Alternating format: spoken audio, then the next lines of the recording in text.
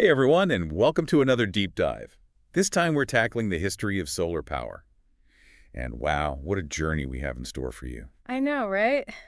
It's amazing to see how far solar has come. For real. Yeah. So we've got this incredible collection of articles and research going all the way back to the 1970s. Yeah, the early days of solar were definitely a different world. Totally. Yeah. Okay, so you've included this paper from the 1976 Annual Review of Energy, and it starts off pretty optimistic, talking about how the sun's energy could meet a big chunk of the world's future energy needs. Right. But then there's this line that kind of throws a wrench in the works. Yeah, what is it? It says, "It is yet uncertain and controversial whether we now have the means to economically collect and convert that solar energy into forms useful for our needs." Uncertain and controversial. Not exactly ringing endorsements. No, not really. So what was it about solar back in the 70s that made people so hesitant?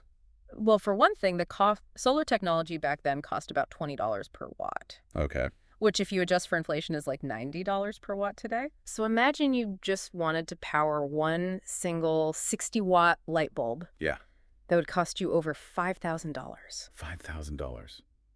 For one light bulb. Yeah.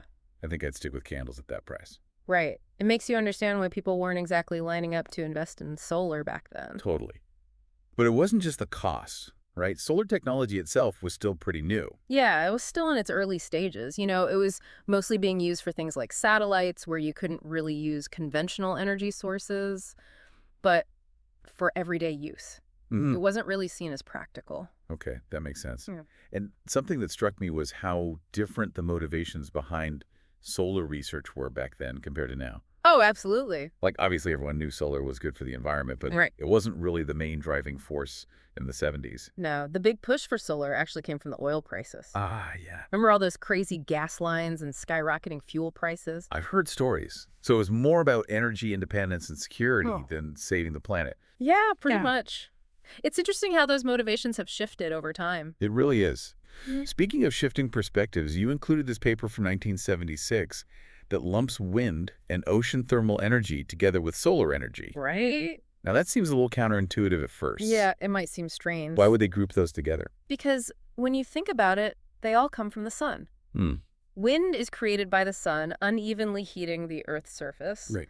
And ocean thermal energy relies on the temperature difference between warm surface water heated by, guess what, the sun, Oh, okay. and the cold water deeper down. I see what you mean now. Everything goes back to that big ball of fire in the sky. Exactly. It's Yeah. all about the sun.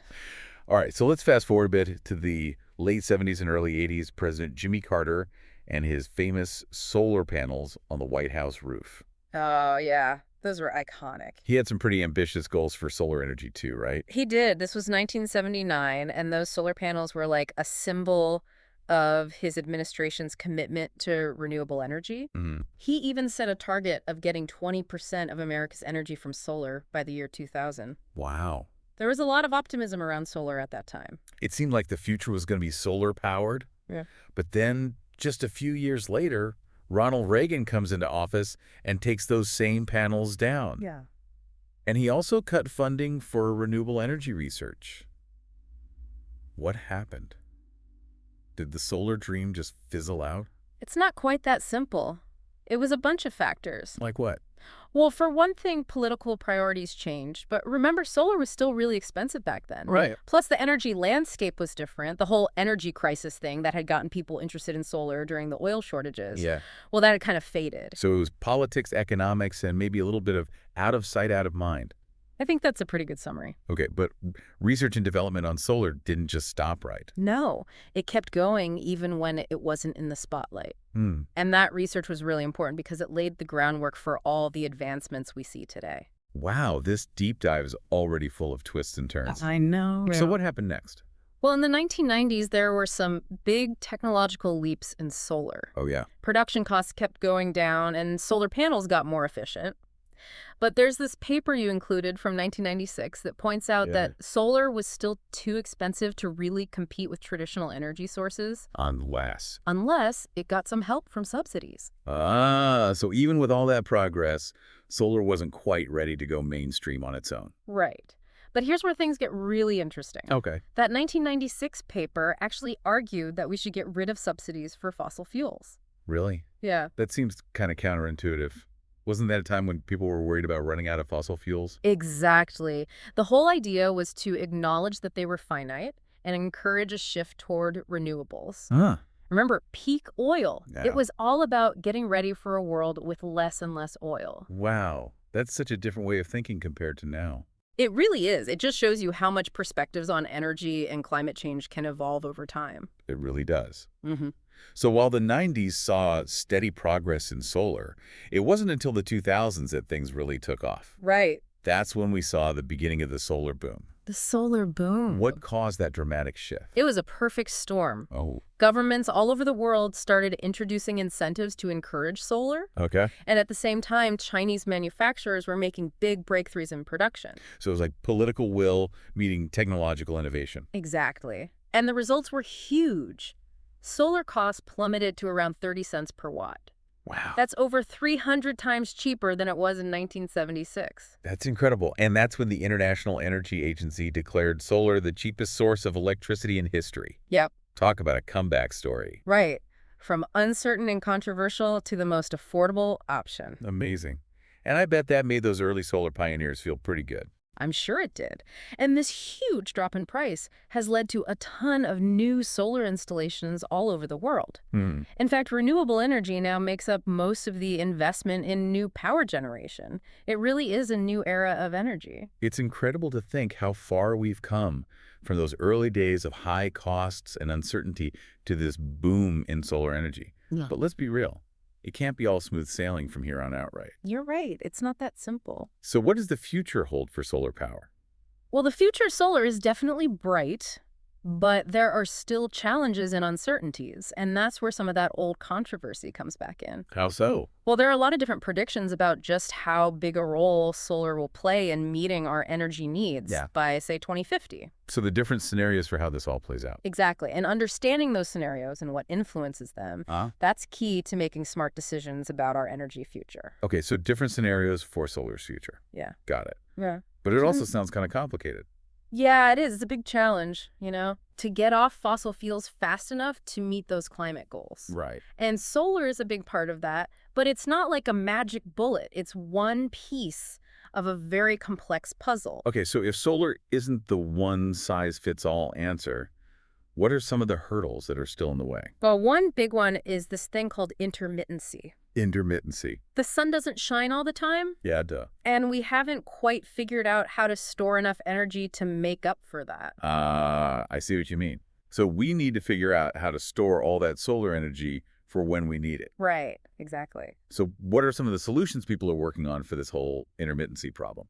There's a lot of cool research happening with energy storage, like better batteries and pumped hydro. Pumped hydro. Yeah, it's a way to store energy using water and gravity. Interesting. But there's also a lot of interest in smart grids. Smart grids. Yeah, they can manage the flow of energy from all kinds of sources, including solar. So it's not just about how we make the energy, but how we use it more efficiently. Exactly. It's a whole system thing. And then there's land use. Yeah, I was wondering about that. Solar farms can take up a lot of space. Right. Which can be a problem if you need that land for other things, like farming. Or like natural habitats. Right. So we need to find that balance. Okay, so it's a balancing act between producing clean energy and protecting valuable land.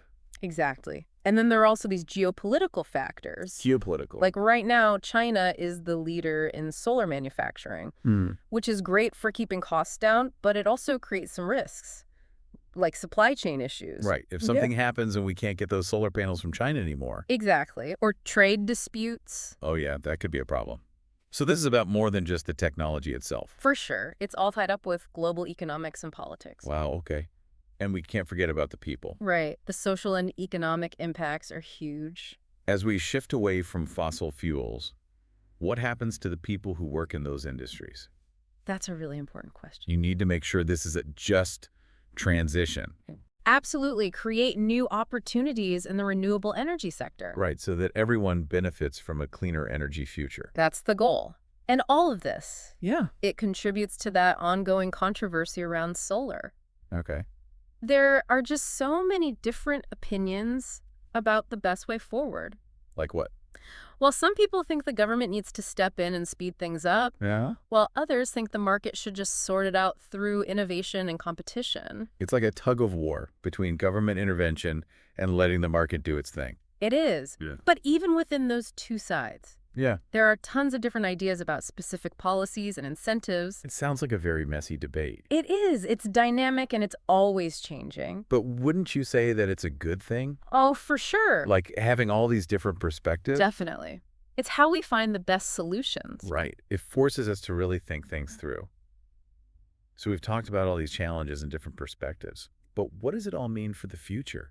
Like, what are some of the actual scenarios for how solar could play out by, say, 2050? Well, let's imagine a few different futures. Okay. In the best case scenario, we see huge breakthroughs in solar tech Uh-huh. and strong global cooperation Okay. and supportive policies from governments. So basically everything goes right. Pretty much. And in that world, solar could become the dominant source of energy, Wow. like providing 50% or more of global energy needs. That's amazing.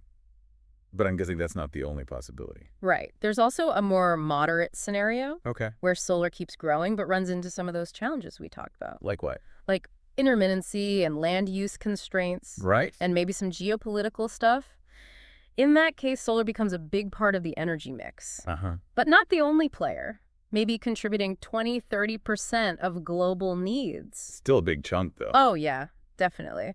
And then there's the more pessimistic scenario. Wow. This is where things kind of stall out, Mm. maybe because of a lack of political will, or not enough investment in research, Oh, or yeah. maybe some unexpected technological roadblocks. So in this scenario, solar doesn't really live up to its potential. Right. It ends up playing a much smaller role, maybe contributing 10% or less of global needs. It's kind of a bummer. It really shows how important it is to keep pushing for progress and innovation. Totally.